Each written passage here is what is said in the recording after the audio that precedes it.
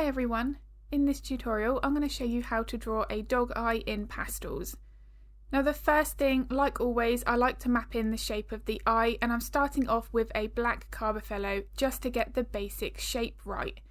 Now here I want to pay attention to the way that it curves. The top of the eye is a very different shape to the bottom, so I want to be making sure that I've got all of that in accurately. Now the one big tip here, especially when drawing chocolate Labradors, you'll notice here that I'm using some red colours, I'm using some burnt sienna shades, and this is helping me to ensure that I don't outline the eye just with a black pencil. If you've got a dog that's of this colour, very rarely are they going to have a dark lower eyelid like the top section of the eye. So here I want to be trying to match my lights and my darks so that I don't end up with a bit more of a cartoon finish. Now of course there are some dogs that have dark sections all around the eye, so in that situation I wouldn't mind using my black for the entire outline and mapping in stage.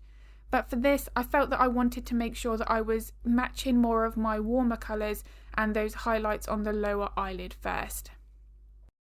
Now once I was happy with the shape, what I want to now do is continue to map in where my additional lights and darks are. Now the one thing you can see here is I haven't strictly worked from my dark colours and building my lights on top. There are some situations where I want to start off with a bit more of a lighter layer and then add my dark pencils from there. Now what I want to be doing is breaking it up into manageable shapes. So I work in small sections, that's my preference, rather than mapping in all of the base layer, then working with my next layer for the entire subject and so on. Now the reason I like to do this is this corner of the eye, it already looks like that reference photo. It's already becoming realistic, and that's because I'm focusing on one tiny area at a time. Now for the eyelid section here, I did continue to use my pencils, but for the rest of the fur of this portrait, I used my pan pastels. Now I do have a time-lapse video with a voiceover showing how I created this tutorial of the chocolate lab. I will pop that link to the video in the description below. Now what I would normally do is continue to work on the eye itself, but here I felt that the lower eyelid with that lovely softness with the highlight really brought some of that emotion and expression to the overall eye, so I wanted to map this in first. Now what I'm doing here is just using a combination of my pastel pencils. You can see that I'm not using any blending tools whatsoever. I'm using the pencils themselves to blend one colour into the next. Now when you're using techniques like this, the most important thing is the pressure that you're applying to the pencil. Too much pressure and you're going to be creating scribbly movements and harsh lines, which of course you want to avoid. So now I was really happy with the softness, the shading of that lower eyelid. I can start to map in the eye itself. Now here I've got the position of the pupil. I've indicated at the shape of the top highlight there is a little indent there in the centre of that pupil, and this is enabling me to really break up this one section of the reference photo. Now if you have a particularly bright highlight in the eye, it's always worth mapping that in first with a white pencil. You can always darken that up later if you need to. But if you do have a bright white highlight and you put that in first, you then know that you've got that as bright as possible, and then you can darken up in stages. Now my main aim with any eye that I'm drawing is I want to capture that sphere three-dimensional shape. Now in order to do that, it's all about the shading and where we're putting our darker values on the edges of the eye. So usually you'll have a shadow at the top section of this main reflection, which you're going to see me map in next. So I'll be using some blues here, some purples, and then I'm going to darken it with a very small amount of the black.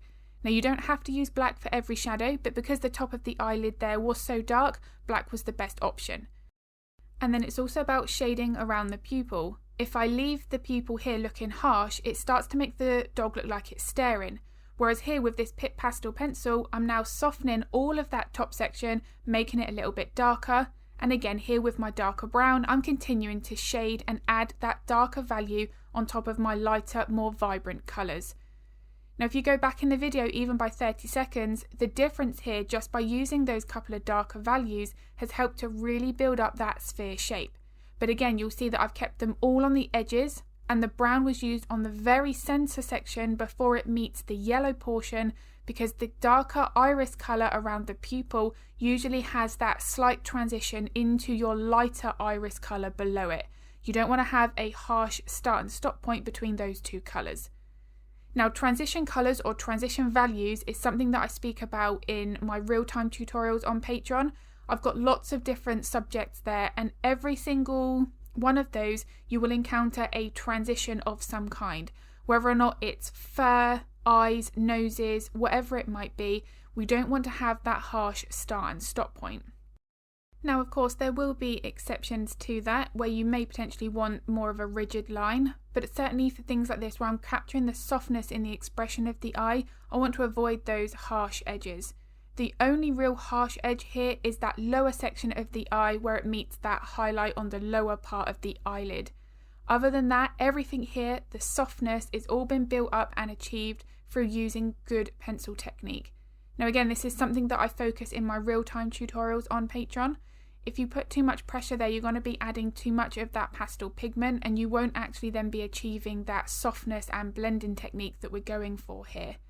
But this really is a great example of, apart from that one time where you've just seen that I've used that cotton bud, all of this has been done through the use of the pencils. I haven't once used my finger here to blend. I haven't used any soft tools or sponges. The way that I use the pencils here to create that softness is something that's really quite unique to the look you get with the pencils. If I'd have used an applicator here and a sponge, I'm just going to end up blending or mixing all of my layers together, and that's not what I wanted to do here. It was really important to make sure that each layer I'd applied still had that option of showing through and not over blending, but still maintaining that slight softer look. Now, working with the pastel pencils is one of my favourite methods. You don't need to use your pan pastels or soft pastel sticks if you don't want to. You can still create highly photorealistic work with just the pencils alone. So here is a photo of my finished drawing, and as I mentioned earlier, I do have a video here on YouTube of the dog on the left from start to finish. I'll pop that in the description below if it's of interest. And if you would like to follow along to any of my real-time tutorials, then I'll also link my Patreon in the description below. But as always, if you've got any art related questions, feel free to pop them in the comments because I'm more than happy to help if I can. If this video was useful, I would really appreciate it if you could give it a like and a thumbs up because it makes a huge difference to my channel. I also upload a couple of videos here to YouTube every week, so if you'd like to get notified of that content, then don't forget to hit the subscribe and the bell button. As always, thank you so much for watching.